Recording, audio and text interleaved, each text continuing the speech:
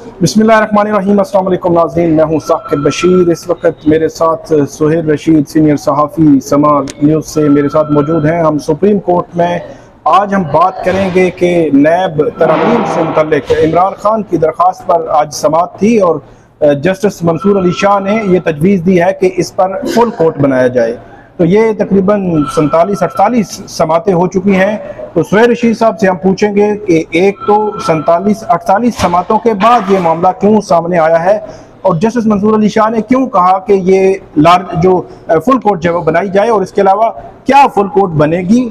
इसके अलावा सवाल ये होगा कि क्या इससे अगर ये इमरान खान की दरख्वास्त मंजूर हो जाती है तो इमरान खान को फ़ायदा होगा या नुकसान होगा, या जो बाकी मुल्ज़मान हैं PDM से मुतल्लिका उनको फ़ायदा होगा या नुकसान होगा। और आखिर में बात करेंगे कि नैब ने इस वक्त तक अलकादर ट्रस्ट केस और जो तोशाखाना फौजदारी तोशाखाना का जो नैब केस है उन दोनों में इमरान खान की ज़मानत खारिज करवाई है और वो खारिज हुए 10 दिन हो गए हैं, तो गिरफ्तारी क्यों नहीं डाली अभी तक। सुहेल रशीद साहब आपका बहुत शुक्रिया। सबसे पहले तो ये बताएं, जो ट्विटर पर भी एक चीज़ हमने लिखी कि 48 समातें हो चुकी हैं, 48 समातों के बाद जो है वो जस्टिस मंसूर अली शाह साहब ने कहा है कि इस पे फुल कोर्ट बनाई जाए। तो टेक्निकली बताएं कि उन्होंने क्यों कहा, उन्होंने कोई रीजनिंग भी दी है शायद? जी बिल्कुल, उन्होंने रीजनिंग भी दी है और इतनी समातों के बाद इसलिए कहा है कि पाकिस्तान में जिस तरह से सर्कमस्टांसिस चेंज हो जाते हैं, केस ये चला है पिछले साल से चल रहा है, तो 45-46 समातों के बाद हकायक ये बदले हैं कि एक प्रैक्टिस एंड प्रोसीजर एक्ट आया जिसको सुप्रीम कोर्ट ने सस्पेंड किया, लेकिन उस पे सुप्रीम कोर्ट की राय जो है वो तकसीम है। और वो एक्ट थोड़ा सा बता दें वो क्या है? वो एक्ट किया है कि प्रैक्टिस एंड प्रोसीजर में जो है ना, सुप्रीम कोर्ट के जो मुफाद आमा के केसेस हैं उनको टेकअप करने से मुतालिक मुशावरत और बेंच की तश्कील, 3 रुकनी कमेटी टाइप। हाँ, कमेटी है वो सीनियर जजेस जो है ना, वो अपने चीफ जस्टिस अपने 2 सीनियर जजेस से मुशावरत करते हैं। ठीक है, अच्छा। उसके बाद बेंच तश्कील पाता है और उसमें जस्टिस मंसूर अली शाह के मुताबिक नैब तरमीम जैसा केस जो है उसको 5 रुकनी कम अज कम बेंच सुन सकता है। तो जस्टिस मंसूर अली शाह साहब ने उसकी रीजन ये दी, उन्होंने आज कहा कि मैं एक 22 जून को मिलिट्री कोर्ट्स वाले केस में नोट लिख चुका हूँ, ठीक है, कि या तो प्रैक्टिस एंड प्रोसीजर केस का पहले फैसला किया जाए, ठीक है, या फिर इस तरह के केसेस जो है फुल कोर्ट सुने, तो मैं उसी मौके पर कायम हूँ। तो लिहाजा ये नैब का केस भी फुल कोर्ट में गुजारिश करूंगा चीफ जस्टिस से कि वो इसको फुल कोर्ट तश्कील किए। ताहम जस्टिस मंसूर अली शाह ना मिलिट्री कोर्ट्स वाले में नोट लिखने के बाद खुद अलग हुए थे जब तक एतराज नहीं हुआ, ना ही आज के बेंच से वो अलग हुए हैं। वो बेंच में बैठे हैं, उन्होंने फुल कोर्ट की बात की, लेकिन उस फुल कोर्ट की बात जो है ना वो एक तरह से अगर कहा जाए तो टेक्निकली आज ही रिजेक्ट बाकी 2 मेंबर्स ने कर दी है। ठीक है। जस्टिस जाजुल हसन ने ये रिमार्क्स दिए कि हर केस के अपने अलग सर्कमस्टांसिस होते हैं, ठीक है, तो जरूरी नहीं कि एक केस में जो राय सामने आई उसका बाकियों पर भी इतलाक हो। मखदूम अली खान जो साबिक़ा हुकूमत के नुमाइंदा वकील थे, उनकी जानिब से भी हिमायत की गई जस्टिस मंसूर अली शाह साहब की और बेंच पर एतराज रखा गया। तो इस पर चीफ जस्टिस ने कहा कि मेरे लिए ये बड़ी शर्मिंदगी की बात होगी कि मैं, यानी कि एक रिटायरमेंट का उन्होंने इशारा दिया कि जा रहा हूं और पिछले साल से एक पेंडिंग केस है और उसको मैं छोड़ के चला जाऊं। तो जो आपने एतराज किया, जो राय सामने आई है कि कौन से बेंच को सुनना चाहिए, तो उन्होंने कहा कानून ये कहता है कि इसमें इस तरह कोई इख्तिलाफ आए बेंच में, तो जो बेंच में फिर अक्सरियती मौक़िफ़ होता है वो फैसला बनता है। ठीक है। तो ये क्या कोई नया केस है? रिमार्क्स से चीफ जस्टिस के कि क्या ये कोई नया केस आ गया है कि जिसमें किसी कानून का इतलाक ही नहीं होता? और मखदूम अली खान साहब को उन्होंने कहा मुखातिब करते हुए कि आप केस के नाकाबिले समाअत होने के बारे में बहुत दलाइल दे चुके हुए हैं, तो हम उनको ज़ेरे गौर लाएंगे, लेकिन ये क्या कि आप समाअत से इफरार का रास्ता इख्तियार कर रहे हैं और आप चाहते हैं कि ये बेंच सुने ही ना, हम तो ये समझें कि आप ये चाह रहे हैं कि ये बेंच केस ना सुने। तो इस पर मखदूम अली खान साहब ने कहा कि बतौर वकील मेरा राइट है कि मैं अपने क्लाइंट का केस बुलाने के लिए कोई भी आर्गूमेंट्स जो है वो एडवांस करूं, पेश करूं। मैंने अपनी बात कह दी है, अब फैसला जो है वो इस अदालत ने करना है। ये मखदूम अली खान साहब का कहना था, लेकिन बड़ा कैटेगोरिकली 2 मेंबर्स ने इसको रिजेक्ट किया है, इस मौक़िफ़ को, जस्टिस मंसूर अली शाह साहब के भी मौक़िफ़ को, मखदूम अली खान के भी मौक़िफ़ को।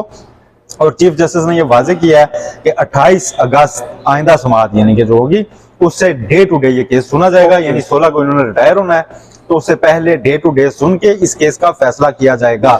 लेकिन ये मामला इतना सादा अब रहा नहीं है, ठीक है, इसलिए कि इसमें जो दरखास्त गुजार हैं, ठीक है, उनकी तरफ उसकी तरफ आते हैं। सिर्फ मुख्तसरन बता दें हमारे नाज़रीन को कि नैब तरमीम है क्या, उनके बेनिफिशरी कौन थे? देखें, नैब तरमीम जो है ना एक नहीं है। इस गवर्नमेंट ने जो अभी गुजरी है PDM, इसने आने के बाद 3 बार नैब कानून में तब्दीलियां की हैं। पहले आई हल्की फुल्की तरमीम थी, उससे लगा के आसिफ अली जरदारी साहब के जो केसेस हैं वो वापस हो जाएंगे। फिर एक थोड़ी मैसिव की गई जिससे पता चला जी कि अच्छा आप तो सारों के केस खत्म हो जाएंगे। एक फिर अभी रिसेंटली 2023 में भी की गई जिसमें से कुछ को रिवर्स करके, तो जब यानी कि इमरान खान साहब उस पे आए निशाने पे नैब के, तो कुछ चीजें वापस सख्त की गई हैं कि रिमांड ज्यादा अरसे का हो सकता है ये वो। ठीक है। तो उसमें नैब तरमीम में ये था कि 50 करोड़ से कम के करप्शन केस पे नैब का दायरा इख्तियार नहीं बनेगा, जहां का इल्जाम होगा उसी से मुतल्लिका अदालत में होगा, यानी कि कराची के जाली अकाउंट्स के केसेस नैब पिंडी नहीं चला सकेगा। इस तरह की रिलीफ थे जिसकी रोशनी में मिले भी। और कौन बेनिफिशियरी थे? और उस वक्त तो बेनिफिशियरी पूरी एक लाट है ना जी, पूरी जाली अकाउंट्स के सारे नून लीग वाले सारे, उसमें मरियम जिसको बड़ा सेलिब्रेट किया गया मुश्किल रहमान साहब वाले केस में जो नवाज शरीफ साहब की बरियत है, ये सारे जो है ना दायरा इख्तियार खत्म होने पे खारिज हुए थे नैब के इख्तियार से। और अब तो कई केसेस को बंद करने का इख्तियार भी गवर्नमेंट देके गई है कि पुरानी तरमीम में ये था कि केस दायरा इख्तियार खारिज होने पे एहतसाब अदालत नैब को वापस भेजेगी और चेयरमैन नैब उस पर फैसला करेंगे, चेयरमैन नैब उसे मुतल्लिका फोरम पर भेजेंगे, फैसला नहीं करेंगे। ठीक है। एक अभी रिसेंटली वो जाते हुए तरमीम करके गए कि नहीं, जो अदालतों से वापस आ चुके हैं ना, चेयरमैन नैब उन्हें बंद भी कर सकते हैं और चेयरमैन नैब को इख्तियार छिके जा रहे हैं। ठीक है। अगला सवाल मेरा सोहेल साहब ये है कि नैब तरमीम को इमरान खान साहब ने चैलेंज किया था। इस वक्त जो सिचुएशन है इसमें बज़ाहिर ऐसा लगता है कि कुछ चीजें इमरान खान साहब के अगेंस्ट जा सकती हैं अगर फैसला उनकी दरख्वास्त पर मंजूर हो जाए। तो इससे फायदा इमरान खान साहब को होगा, नुकसान होगा, या बाकी बेनिफिशियरी थे पहले, क्या उनका नुकसान होगा या फायदा होगा? देखिए, मैं आपको बताऊं कि बड़ी सबसे दिलचस्प बात यह है कि इमरान खान साहब ने जिस नैब की तरमीम को चैलेंज किया हुआ है ना, इमरान खान साहब अपनी दर्जनों दरखास्तों में उसका सहारा ले चुके हैं। ठीक है। इस्लामाबाद हाईकोर्ट में वो फर्स्ट टाइम नैब को चैलेंज करने आए तो उन्होंने इस एक्ट का सहारा लिया जी कि 2022 एक्ट के मुताबिक नैब का दायरा इख्तियार नहीं बनता।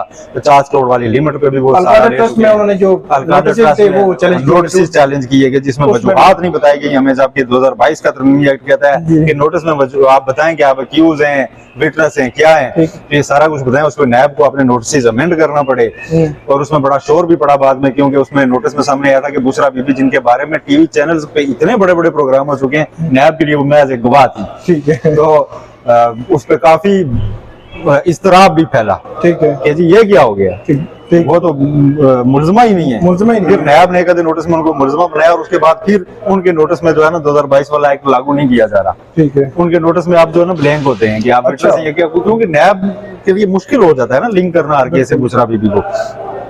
तो ये वो फैक्टर्स हैं कि इमरान खान साहब खुद इस तरमीम का सहारा ले चुके हैं। आज जब केस फिक्स हुआ तो इमरान खान के वकील ख्वाजा आरस खुद अदालत में मौजूद नहीं थे। ठीक है। मसरूफियत की वजह से पेश नहीं हुए या उनकी लीगल स्ट्रेटेजी थी कि अभी वो क्लैरिटी नहीं है उनके पास, इमरान खान साहब अरेस्ट हैं, उनसे हदायत ज़ाहिर नहीं लेनी है उन्होंने कि कैसे चलाना है। अब 28 तक ये केस चला तो गया है, लेकिन 28 को उन्हें आके एक वाज़ेह मौक़िफ़ देने हैं अदालत को। ठीक है कि जी हमारा अब मौक़िफ़ क्या है, क्योंकि इमरान खान साहब को अगर ये सारा सेट असाइड हो जाता है 2022 वाला, तो बाकी लोगों के लिए तो मुश्किल होगी। कुछ मुश्किलात इमरान खान साहब के लिए भी फौरी तौर पर अगर किसी एक शख्स को मुश्किलात होंगी तो इमरान खान को ही होंगी, क्योंकि उनके वो जो सारी पिटीशन है ना हाई कोर्ट में और जो उन्होंने चैलेंज किए हुए हैं, या वो अभी उन्होंने मेरा ख्याल है उसको जो उनका अरेस्ट है, जो जमानत खारिज हुई है, हाँ जमानत खारिज हुई है, उसको पता नहीं वो हाईकोर्ट में अभी आए या नहीं आए, अभी तक नहीं आए। तो वो भी उसमें आने में उनको मुश्किलात हो जाएंगी, क्योंकि ये सारी ग्राउंड्स उनकी ये बनती हैं कि इस एक्ट के तहत जो है ना नैब का दायरा इख्तियार नहीं बनता और नैब भी वारंट भी उसके पास मौजूद है। अब वो मैं अगला सवाल मेरा ये है कि 1 मई का वारंट अलकादर ट्रस्ट केस में नैब के पास आज भी मौजूद है। आज से 10 रोज पहले नैब प्रोसिक्यूटर एहतसाब अदालत के सामने खड़े होकर कह रहे थे कि इमरान खान नहीं आए, इसके बावजूद अगरचे उनको पता था वो जेल में, इसके बावजूद उनकी जमानत में तोसी ना की जाए, नॉन प्रोसिक्यूशन खारिज करें क्योंकि हमें चाहिए वो। तो 10 रोज हो गए हैं, नैब ने गिरफ्तार क्यों नहीं किया? क्या देखें उन्होंने उस वक्त मेरा ख्याल है उन्होंने सिर्फ ये डैमेज करने के लिए कि उनका एक बेल खारिज हो जाए कम अज कम, तो ये आर्गूमेंट्स एडवांस कर दिए। लेकिन हकीकत यह है कि इस वक्त नैब का अरेस्ट जो है वो इफेक्टिव नहीं हो सकता, क्योंकि इमरान खान साहब इस वक्त जुडिशियल रिमांड पे जेल में नहीं है कि मतलब उनका किसी जगह से रिमांड पूरा हुआ है और बेल नहीं मिली हुई तो बैठे हुए हैं, तो कोई और इदारा आके ले जा सकता है। इस वक्त वो एक अदालत से कन्विक्ट होके बतौर सजा याफ्ता बतौर मुजरम की कैटेगरी में उनको रख के जेल में भेजा गया है और एक अदालत ने उनके नाम का वो जारी किया है, वारंट जारी किया, उसके तहत वो सुपरिटेंडेंट जेल ने उनको रखा हुआ है। तो उसमें एक लीगल थोड़ी सी मसला ये है कि एक सजा याफ्ता बंदा जिसको एक अदालत ने कहा कि इतनी सजा है जेल में रहेगा, ये उसको जेल से कहीं और जगह पे ले जाना थोड़ा सा मसला है।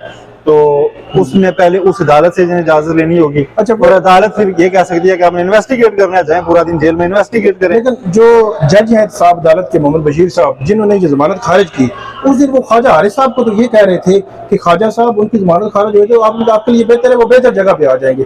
तो ऐसी परसेप्शन उससे लगी कि जज साहब ये कह रहे हैं कि अगर जमानत खारिज होती है तो ये रिमांड लेंगे, रिमांड नैब में रखेंगे और नैब में फैसिलिटीज ज्यादा होती है। हाँ। जितना भी नैब को क्रिटिसाइज किया गया हो, माजी में कहानियां थी सारी। ठीक है। नैब के मुलजमान जितने भी थे उनको हमने देखा है कि बड़े व्हाइट कलर टाई कोट डाल के आया करते थे और उनको हर तरह का ख्याल रखा जाता था नैब में। नैब के हवालात वो वाले हैं नहीं कि जिनमें बंदा कहे कि मैं तो बड़े जनाब डेथ सेल में था, ऐसा कुछ है ही नहीं। नैब बड़ा और तरह से रखता है। व्हाइट कलर मुलजमान को व्हाइट कलर फैसिलिटीज मिलती हैं वहाँ पे। तो वो उस पर्सपेक्टिव में उन्होंने बोला होगा कि चलें वो जेल से उठ के तो एक ऐसी रूम में आ जाएंगे। लेकिन नैब के लिए मसला यह है कि अब आके उनका रिमांड कैसे लें। पहले उस अदालत से जिसने उन्हें कन्विक्ट किया है दरखास्त देनी पड़ेगी कि ये बंदा हमें भी चाहिए, वो अलो करेगी, उसके बाद जाकर तो ये सारा इफेक्टिव होगा। लेकिन ये लीगल बहस है। ओके, नैब इस इंतजार में है कि जिस दिन इमरान खान साहब की इस केस में सजा सस्पेंड हो इस्लामाबाद हाई कोर्ट से, हाँ, वो जेल से बाहर निकले तो वहाँ नैब की टीम होगी और वो उनको लेके तो बशीर साहब के पास ले जाएगी। जिस बंदा रिहा हुआ था हमने पकड़ लिया है और हम ये लेके जा रहे हैं। लेकिन इस बीच पता नहीं क्यों अभी तक उनका ये बेल खारिज होने को चैलेंज नहीं किया गया, क्योंकि इमरान खान जेल में थे। जेल से अदालत पेश होना ना होना उनकी अपनी स्वाबदीद नहीं है, जेल हुकाम ने करना है। ठीक है। तो बेहतर होता कि नैब कोर्ट पहले जेल सुप्रिटेंडेंट को एक नोटिस करती कि ये बंदा इसकी बेल पेंडिंग है, हमें चाहिए, तो ले आती, या फिर उसको एग्जेम्प्ट करके तो मेरिट पे केस का फैसला कर। तो सिर्फ अदम पेशी पे जो खारिज हुई है वो मेरा ख्याल है चैलेंज होंगी और करेंगे भी वो। लेकिन ख्वाजा साहब मेरा ख्याल है बहुत ज्यादा मसरूफ है। आज उनके एसोसिएट ने सुप्रीम कोर्ट में बताया है कि he is on the legs for last 3 months, कि वो पिलर टू पोस्ट भाग रहे हैं, तो इसलिए यहाँ भी नहीं आ सके।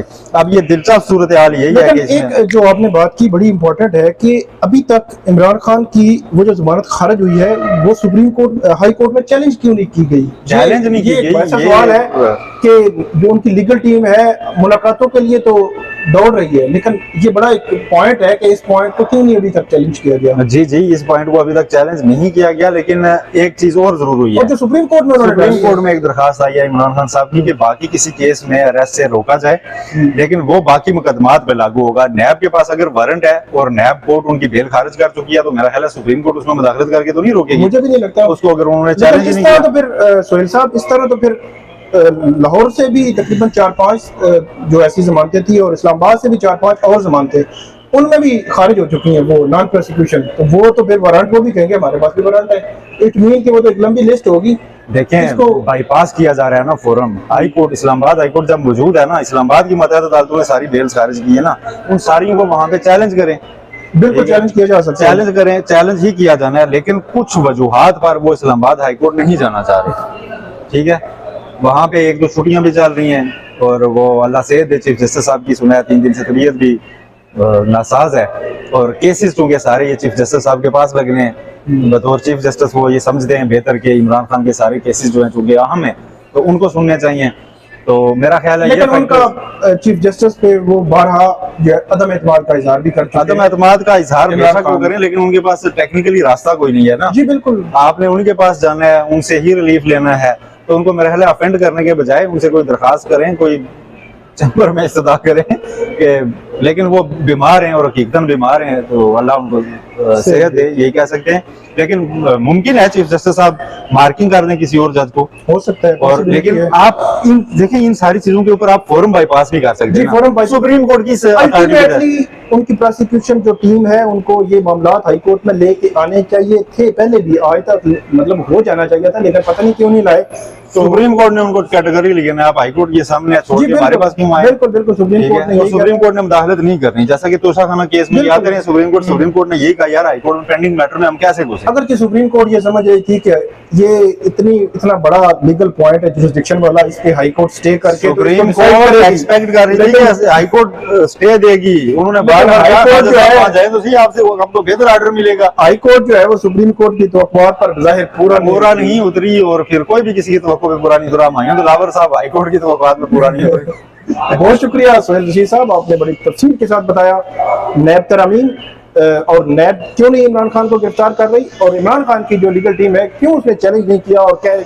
अगला सिनेरियो जो है क्या बनने जा रहा है। आपको आइंदा भी हम अपडेट करते रहेंगे, आप हमें फीडबैक जरूर दीजिएगा। अल्लाह हाफिज़।